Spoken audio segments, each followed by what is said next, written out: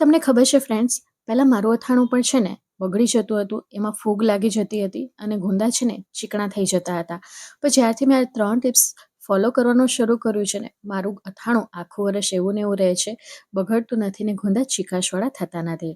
તો આ ટ્રેડિશનલ રીતે ગુંદાનું અથાણું બનાવવા માટે આપણે અહીંયા ગુંદાની પસંદગી છે ને આવી રીતના લીલાછમ તાજા કૂણા એવી પસંદગી કરવાની, કડક હોય એવા લેવાના, બિલકુલ પણ દાગીવાળા ન હોય એવી પસંદગી કરવાની. તો આ ટીપ નંબર 1 છે. હવે આને 2 થી 3 પાણીથી ધોઈ લીધા બાદ આપણે એને છે ને કોરા કરી લીધા છે. અહીં મોઇશ્ચરનો ભાગ બિલકુલ પણ ન રહેવો જોઈએ. હવે ટ્રેડિશનલ રીતે જ્યારે આપણે ગુંદાનું અથાણું બનાવીને તો એનામાંથી બિયાનો અને ચીકાશવાળો ભાગ દૂર કરવા માટે આપણે મીઠું અને હળદર દઈને એને સાફ કરતા હોઈએ છીએ. તો અહીંયા 1 ટેબલ સ્પૂન જેટલું મીઠું અને હાફ ટીસ્પૂન જેટલી હળદર લીધી છે. બંનેને સારી રીતે મિક્સ કરી લેશું.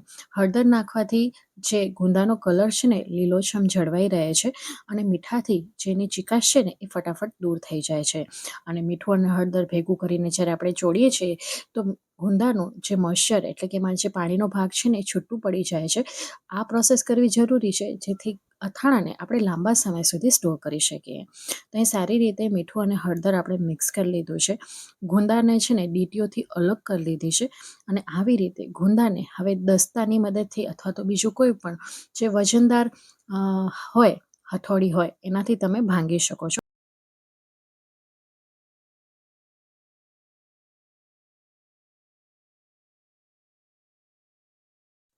આવી રીતે હલકા હાથેથી મારીશું જેથી આપણે અંદરથી ઠળિયો કાઢી શકીએ. બહુ વજનદાર દઈને નથી મારવાનું, નહીં તો એના 2 ભાગ થઈ જશે. હવે ઠળિયો કાઢી લીધા બાદ આવી રીતે થોડુંક મીઠું ચમચીના પાછળના ભાગમાં લઈને આવી રીતે અંદરની જે ચીકાશ છે ને એ સાફ કરી લેશું. તો 2 થી 3 વાર તમે મીઠું આપી શકો છો આવી રીતે થોડું થોડું લઈને. અને છેલ્લે આંગળીની મદદથી આંગળીમાં સહેજ મીઠાવળી કરી અને અંદર હાથ ફેરવી લેશો એટલે આરામથી બધી ચીકાશ દૂર થઈ જાય છે. આ પ્રોસેસ કરતાં થોડીક વાર લાગે છે પણ ટ્રેડિશનલ રીતે ગુંદાને સાફ કરવાની તો આ જ રીત છે. અને આવી રીતે જો પ્રોપર રીતે કરવામાં આવે ને તો ગુંદાનું અથાણું ક્યારે પણ બગડતું નથી. આપણા નાની દાદી આ જ સ્ટેપ ફોલો કરીને અથાણું બનાવતા હતા જેથી વર્ષો વર્ષ એમનું અથાણું ક્યારે પણ બગડતું ન હતું. તો આ રીતે બધા ગુંદાને સાફ કરી લીધા છે. પોણો કલાક સુધી મેં એમને મૂકી દીધા હતા જેથી મીઠું અને હળદર લાગેલું હોવાથી ગુંદામાંનો જે પાણીનો ભાગ છે ને દૂર થઈ જાય. તો અહીં પોણો કલાક જેટલું આપણે રાખી દીધું હતું. હવે આપણે એને એક પ્લેટમાં કાઢીશું. તો જુઓ તમે, ગુંદામાંથી પાણી છૂટું પડી ગયું છે. હવે આને સુકાવવા જરૂરી છે. અહીં તડકાની નીચે નહીં સુકાવીએ, ઘરમાં પંખાની નીચે તમે સુકાવી શકો છો.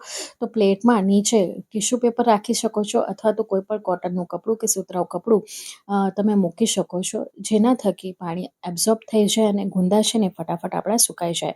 આવી રીતે આપણે છૂટા કરી લેશું અને પંખાની નીચે આપણે મૂકી દઈશું જ્યાં સુધી એનામાંનું મોઇશ્ચર દૂર ન થઈ જાય. તો લગભગ 2 થી 3 કલાકનો સમય લાગે છે. પછી તમે કઈ સિટીમાં રહો છો, ત્યાંનું વેધર કેવું છે એ પણ ડિપેન્ડ્સ કરે છે. કારણ કે ઠંડુ વાતાવરણ હશે તો સુકાતા વાર લાગશે. જો ગરમીનું પ્રમાણ વધારે હશે તો ફટાફટ સુકાઈ જશે. જ્યાં સુધી ગુંદા સુકાય છે ત્યાં સુધી મેં અહીંયા 250 ગ્રામ જેટલી રાજાપુરી કેરી લીધી છે. 250 ગ્રામ ગુંદાની સામે 250 ગ્રામ જેટલી આપણે કેરી લીધી છે. એમાં ગોટલી અને છાલનો ભાગ નીકળી જાય છે. આ કેરી છે થોડીક ખટાશવાળી હોય છે, પરિણામે અથાણા આના ખૂબ જ સારા બને છે એટલે આપણે એ જ કેરીનો ઉપયોગ કર્યો છે. છાલ ઉતારી લીધા બાદ જે ઝીણી ખમણી હોય એની મદદથી આપણે એનું ઝીણું ઝીણું છીણ કરી લેવાનું છે. જો જાડું છીણ કરશો તો એને સુકાતા વાર લાગે છે અને ભરતી વખતે એ બારે નીકળી જાય છે. તો આવી રીતે ઝીણા છીણનો ઉપયોગ કરશો ને તો એકદમ અંદર ભળી જાય છે અને એનો સ્વાદ પણ ખૂબ જ સરસ લાગે છે. હવે આ કેરી છીણાઈ ગઈ છે જેમાં હાફ ટીસ્પૂન જેટલી હળદર પાવડર અને હાફ ટીસ્પૂન જેટલું મીઠું નાખીશું. સારી રીતે આપણે મિક્સ કરી લેવાનું છે. આમ કરવાથી કેરીમાંનું પાણી છૂટું પડશે. તો આવી રીતે જેટલું ઝીણું છીણ હશે ને એટલું પાણીનું પ્રમાણ વધારે છૂટું પડી જશે. તો આવી રીતે સારી રીતે મિક્સ કરીને આપણે આને પણ પોણો કલાક સુધી એમને મૂકી દઈશું એટલે કેરીમાંથી છે ને પાણી છૂટું પડી જશે. તો આવી રીતે દબાવીને પોણો કલાક સુધી આપણે એમને સાઈડમાં મૂકી દઈશું. હવે પોણા કલાક પછી તમે જોઈ શકો છો કે આવી રીતે આપણે સ્ક્વીઝ કરશું ને તો બધું પાણી નીકળી જશે. તો જેટલે હાથેથી તમે સ્ક્વીઝ કરી શકો એટલું તમારે અહીંયા સ્ક્વીઝ કરવાનું છે, નીચોવાનું છે એટલે પાણીનો બધો ભાગ દૂર થઈ જાય. પછી આપણે આ કેરીના છીણને પણ સુકાવીશું. તો ટીપ નંબર આપણી 2 એ છે કે ગુંદા અને કેરીનું શીણ છે ને પ્રોપર સુકાવવું જોઈએ. જો એનામાં જરા પણ મોઇશ્ચરનો ભાગ હોય છે તો પરિણામે એમાં ફૂગ લાગી જતી હોય છે, ચિકાશ આવી જતી હોય છે અને અથાણું આપણું બગડી જતું હોય છે. તો તમે અહીંયા જોઈ શકો છો કેટલું બધું પાણી આપણું છૂટું પડ્યું છે. તો આવી રીતે જેટલું બની શકે એટલું વજન દઈને આપણે સ્ક્વીઝ કરી લેશું, જેથી એને સુકાવવામાં વાર ન લાગે. તો અહીં બધી જ કેરીમાંથી આપણે આવી રીતે પાણી છૂટું પાડી લીધું છે. હવે આ પાણીને તમે ફ્રીજમાં સ્ટોર કરીને મૂકી શકો છો. ભેળ કે બનાવવામાં તમે યુઝમાં લઈ શકો છો, અથવા તો દાળ શાકમાં પણ તમે નાખી શકો છો ખટાશ તરીકે. અઠવાડિયાથી વધારે આ પાણી સ્ટોર નહીં થઈ શકે, કારણ કે આપણે હળદર નાખી છે તો એ ચિકાશ મૂકી દે છે. જો ફક્ત મીઠાવાળું પાણી હોય તો તમે એને વધારે લાંબા સમય સુધી સ્ટોર કરી શકો છો. હવે કેરીના છીણને સુકાવવા માટે પણ પ્લેટની અંદર આપણે કપડું મૂકી દીધું છે, જેથી બધું જે વધારાનું મોઇશ્ચર છે ને એબ્ઝોર્બ કરી લે ને આ છીણ છે ને ફટાફટ સુકાઈ જાય છે. તો આવી રીતે જે કોટનનું અથવા ટિશ્યુ પેપર હોય એનો ઉપયોગ તમે કરી શકો છો. અહીં તમે જોઈ શકો છો કે 3 કલાક પછી ગુંદા સરસ આપણા સુકાઈ ગયા છે. બિલકુલ પણ મોઇશ્ચરનો ભાગ નથી અને આ ગુંદા આપણા ચવડ પણ નથી થયા. એનો કલર પણ સરસ જળવાયેલો રહેલો છે, લીલોછમ. હવે આની સાથે જ કેરીનું છીણ આપણે સુકાવ્યું હતું એ પણ તમે જોઈ શકો છો એકદમ કોરું થઈ ગયું છે, પણ ચવડ ક્યાંય નથી થયું. તો બસ આ બંને તૈયાર છે. હવે અહીં મેં છે ને વઘારિયાની અંદર 4 ટેબલ સ્પૂન જેટલું મગફળીનું તેલ લીધું છે. તમે ખારો તેલનો પણ ઉપયોગ કરી શકો છો. એને આવી રીતે ધુઆંદાર ગરમ કરી લેશો અને ત્યારબાદ ઠંડુ પાડી લેવાનું છે. અહીં 125 ગ્રામ જેટલો મેથીયાનો મસાલો એટલે કે આચાર મસાલો લીધો છે. 250 ગ્રામ ગુંદાની સામે આપણે 125 ગ્રામ જેટલા મસાલાની જરૂરત પડશે. તેલ ઠંડુ થઈ ગયા પછી જ આપણે ઉમેરીશું. જો ગરમ ગરમ તેલ ઉમેરવામાં આવે ને તો મરચું કાળું પડી જાય છે અને પરિણામે અથાણું પણ કાળું જલ્દી પડી જતું હોય છે.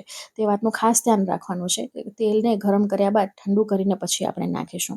સાથે મિક્સ કરી લીધું છે અને હવે જે કેરીનું છીણ આપણે સુકાવીને રાખ્યું હતું એ પણ આ સમયે આપણે નાખી દેવાનું છે.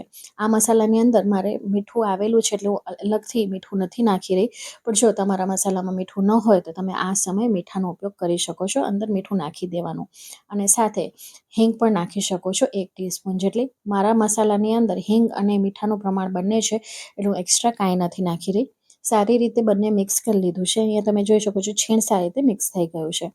હવે જે ગુંદા આપણે તૈયાર કરીને રાખ્યા છે એની અંદર આપણે આ છીણને ભરી દેવાનું છે. આ મસાલાને ભરી દેશું. અહીં આપણો એક્સ્ટ્રા મસાલો જ આપણે કર્યો છે.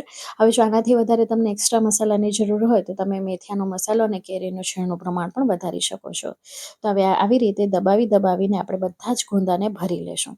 ગુંદા જ્યારે ભરાઈ જાય ત્યારે એને આપણે બરણીની અંદર મૂકી દઈશું લગભગ 12 કલાક સુધી. 12 જ્યારે કલાક પણ સુધી તમે આપણે એમને અથાણું મૂકી ઉપયોગમાં લો દેવાના ને છે ત્યારે અને રસો અને ત્યારબાદ મસાલો એ જ અને દિવસે ગુંદા એટલે આવતા કે હોય છે, રાતે એટલે કે તેલ પણ તેલ આવી ગરમ જતું કરી હોય છે લેશું અને અને એને ધીરે ઠંડુ ધીરે થવા એ માટે મૂકી તેલનું પ્રમાણ દેશું. ઓછું તેલ થતું આપણે જાય બીજા છે ને દિવસે ગુંદા છે ઉમેરીશું. ને હવાના તો આવી કોન્ટેક્ટમાં રીતે આવવાથી બધા જ બગડતા ગુંદા હોય છે. ભરાઈ ગયા તો બાદ જ્યારે મેં પણ એવું આખી રાત લાગે કે તેલ 12 ઓછું કલાક થઈ સુધી ગયું છે એમને મૂકી ત્યારે દીધા ઠંડુ હતા પાણીને બરણીની અંદર તેલ તમે અને બીજે દિવસે પાછું તમે ગુંદા નાખી જોઈ શકો છો, શકો છો. એટલે કે એકવાર અને ગરમ જે કરી લેવાનું તેલ આપણે ગરમ ધુઆંદાર, કરીને ત્યારબાદ રાખ્યું એને હતું ઠંડુ રાતે થવા એ દેવાનું તેલ અને પણ એ આપણું તેલને ઠંડુ ઠંડુ થઈ થઈ ગયું ગયા હોય છે. પછી ઉમેરી દેવાનું ઠંડુ અને થઈ ગયા ફરીથી પછી જ ચલાવી આપણે લેવાનું તેલ એટલે નાખીશું. હવે મસાલાની ટીપ સાથે નંબર સરસ 3 છે મજાનું તેલ અથાણા ભળી જશે. બગાડવાની, એટલે કે ક્યારે જ્યારે પણ આપણે જ્યારે એની અંદર તેલ તેલ નાખીએ ઓછું છીએ થઈ જાય ત્યારે ત્યારે તમે આપણે તેલ એનો ઉપયોગમાં ઉમેરતા રહેશો અથાણાને તો લઈએ તમારું છીએ તો અથાણું તેલ અને આખું મસાલો વરસ બંને સુધી નીકળી તમારું જતું નહીં હોય બગડે, છે અને એવું ને એવું ગુંદા જ ઉપર રહેશે. જો એમને તો આ કોરા ટીપ નંબર દેખાતા 3 હોય છે. એટલે કે આ ત્રણેય ડૂબોડૂબ ટિપ્સ જો તેલમાં તમે ન હોય ફોલો તો એ કરશો તો બગડી તમારા જતા હોય છે, અથાણા કારણ ક્યારેય કે પણ નહીં બગડે. હવાના અને જો કોન્ટેક્ટમાં તમે પહેલી આવવાથી વાર બનાવતા હશો અથાણા અથાણું બગડવાના તો પણ ચાન્સીસ અહીં વધારે આપણે તેલ રહેતા હોય નાખ્યા છે. બાદ તો એ સ્પૂનની વાતનું મદદથી આપણે ધ્યાન એને સેજ રાખવાનું જ્યારે દબાવી પણ દઈશું તમે એટલે ગુંદા પ્રોપર આપણે તેલ કેટલું અથાણું નાખવાનું વાપરવા છે ને એનો કાઢો અને આઈડિયા રહે. એમાં તેલ છૂટું તો પડી ફ્રેન્ડ્સ, જાય એટલે કે આજની આ ઓછું રેસીપી થઈ જાય. તમને કેવી લાગી તમારો અનુભવ કમેન્ટ બોક્સમાં શેર કરવાનું ભૂલતા નહીં.